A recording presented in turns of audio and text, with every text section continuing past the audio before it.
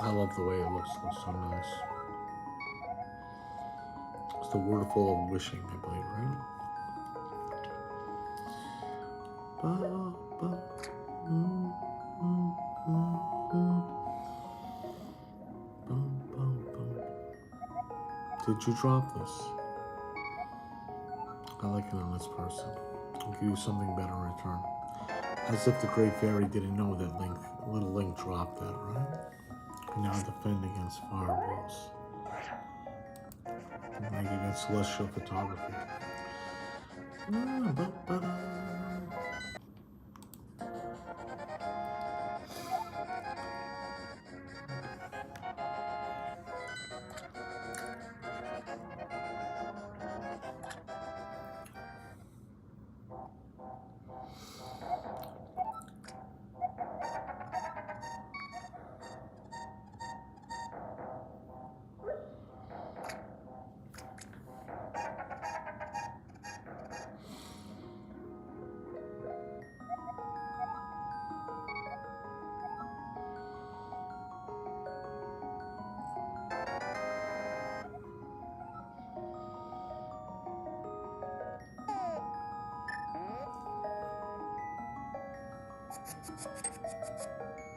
I love the way it looks. It looks so nice. It's the word full of wishing, I believe, right? Ba, ba, mm, mm, mm, mm. Bum, bum, bum. Did you drop this? I like it on this person. I'll give you something better in return. As if the great fairy didn't know that little Link dropped that, right? Can now defend against fireballs. Like against celestial photography.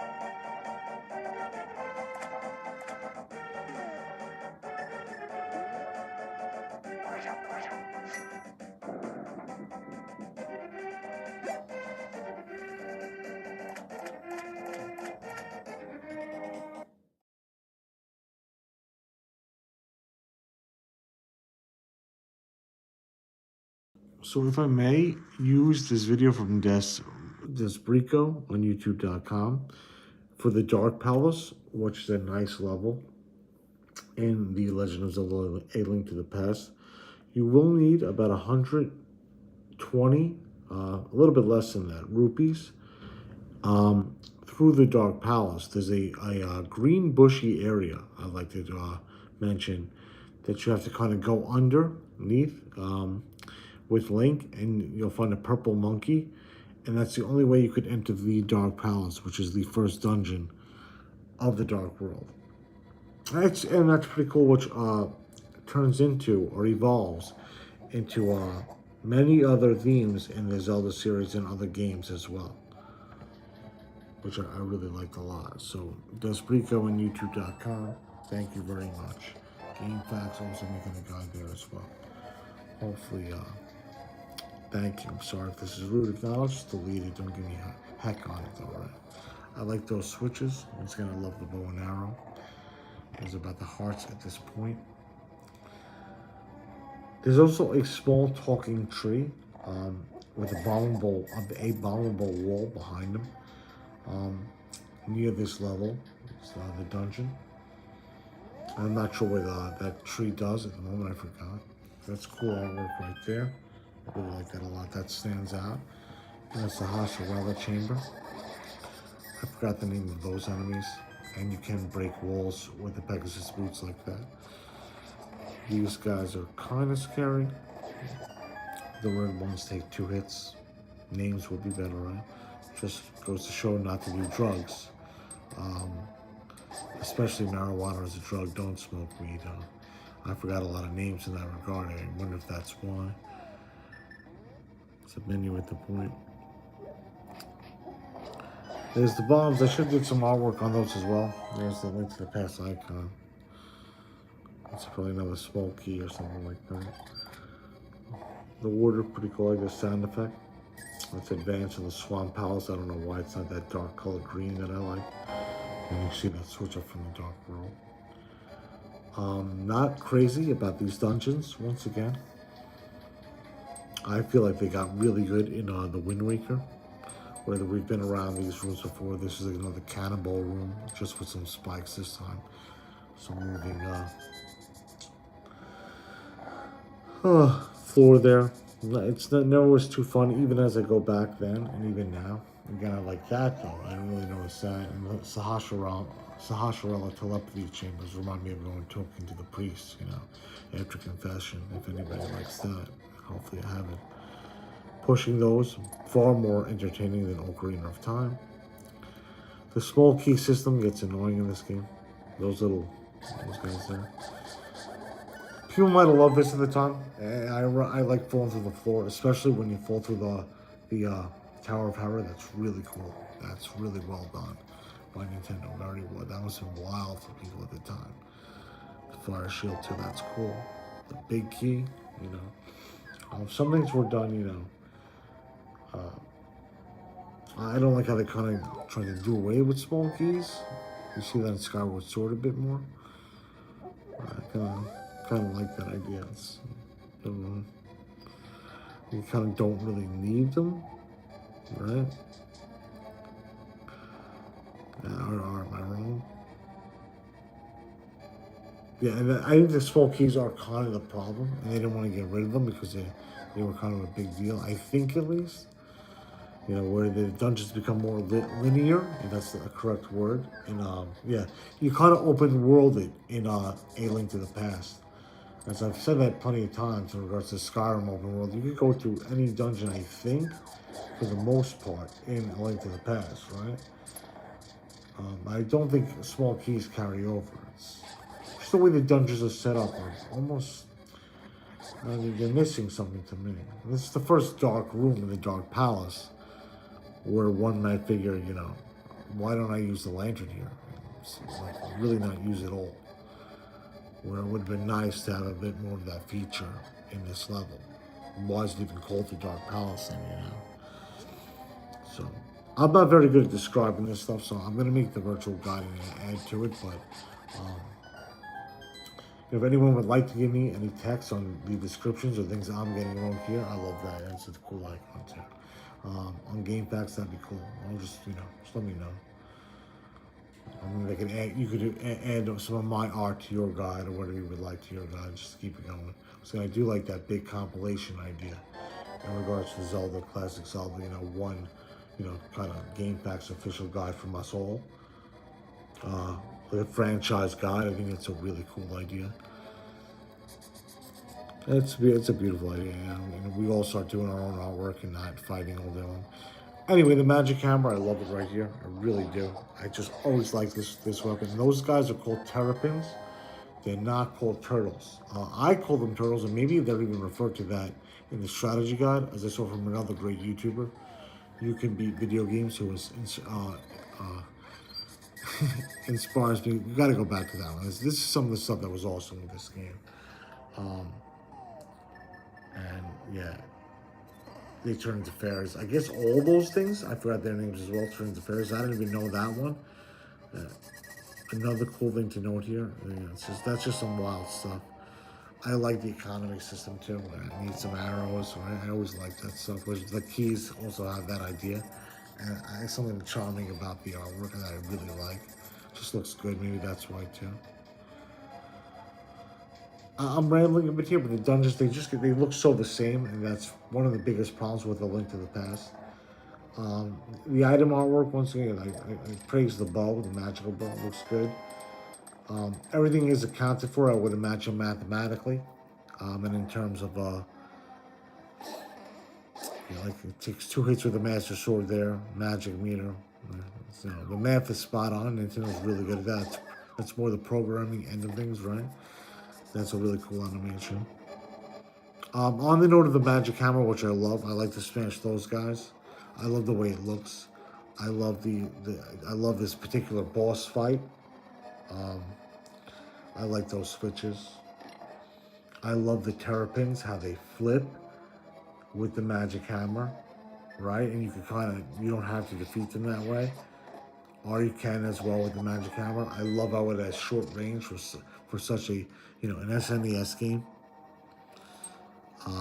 Cons, again, the rooms, they all look so the same, that they don't really stand out. Where maybe older gamers say, no, they're very, very different. You had to, you didn't appreciate the art for the time, where I would still argue that not much art is even being used here. There's a lot of reused textures throughout the entire game. So I would strongly argue that one. And I think they might agree. Yeah. Where, once again, that's really cool, though, that could fuel the whole game for, a young man growing up, a young gamer growing up, male or female. And those are terrapins, once again, right? Not turtles. You could be video games. I think that guide actually says turtles. That's just so cool. And Nintendo knows it. It makes a nice sound. I love the stars that shoot out there. I just think it's so cool looking. I don't know why even now and it's just actually, I think that it's a beautiful heart thing that I feel with it. The ode to the artist. It's just beautiful with it. I just love the magic hammer. And it's probably my favorite hammer of the entire series. Where the skull hammer almost has this rebel look to it, and it's another cool thing here. But in the Wind Waker, but it falls short. It's one of the weaker hammers actually, where I would even approve of the Megaton's design more. Okay, and then into this stuff, that is actually every boss has their own floor icon in regards to that Sahasrara room and the magic powder, another awesome item. It's little stuff like that was wild for the time with this game, where you might be able to find a thing or two like that in the original Zelda on the NES, or even a Link to the second game, but I don't think so. I'm not really sure with that, but little things like that are wild, and that's a heck of attention to detail for the time. If this isn't really a guide, I'm kind of just reviewing the game. Into the Helmsword King boss fight. I would like to actually do that artwork, but I don't want to be here too long. I don't do what you like me to. Maybe I'll skip it for now. I'm gonna try again. Into this awesome. And once again, thanks to Debresko and so many YouTubers for this footage. How awesome this is. I used to record it on VHS tapes, Mortal Kombat, before this, YouTube was a thing. I wonder if I have any of those. They'd probably be worth. They might actually be worth money to somebody, right? I would record Mortal Kombat specifically, the endings, and just watch them. I don't know how my dad set it up on VHS tapes. I noticed a lot of other YouTubers did the same thing. If you're interested in just guide writing, really, or really testing games, or really it's graphic art, right? Fantasy art, male, female, whatever, or being a writer in general, fantasy art. So it's a fiction, right? That's what it is. It's fiction. That's what this is. Yeah, so into the Banjo Kazooie tape, which was so cool too. Anyway, he's using the bombs on the Helmet Sword King as well. And yeah, it's a pretty cool breakup mask animation, but I prefer to chip away with the hammer, and I would actually, I would like to say it's a totally different experience if you chip away with the hammer. It's shorter range. It's once again stuff like that that's only exclusive to the SNES controller. Maybe the SNES Mini could pull it off as well, and playing on the Super Nintendo. The Mini might be able to pull that off, probably, right? Yeah. But that's why I don't like to emulate. I would say that a lot growing up. There's something about the controller I actually like. Not that I need to. I actually, yeah, it came down, I just almost need to play the official way. It's not the same. It's just not. And yeah, that's when ports get interesting and stuff like that. And that's when you get to a kind of a level of you don't have to though. If you were interested in game design, if I'm going anywhere in it, and fiction really on graphic art, I find that to be very important because they played on the controller. I would imagine that's what they played their own game, right? Or I would hope at least. And I changed my tune to that. Yeah, it throws the money out of it, right? Into this green thing here, I did some cool artwork, and he's blasting the bow with it. There he goes down. Secret amount of explosions there. I don't get why the spikes are in the back. I would finish one for the bow, and I might say this again in the game text. God, I should make note of it. How smooth the bow and arrow feels. Once again, in relation to that same argument I have about playing on the Super Nintendo Entertainment System or the SNES, the way it hits and feels in accordance with the timing and the port, right? The programming, the testing of the buttons. I don't know. I just like the way it feels. This whole game is better on that. Even if you were to play on the Switch versions and the Wii U and stuff, where Zelda, the Wind Waker, is actually better on the Wii U. But that's a Nintendo official port. The only thing I would throw out about that is probably the Swift sale. So I talked too much. This is the Dark Palace.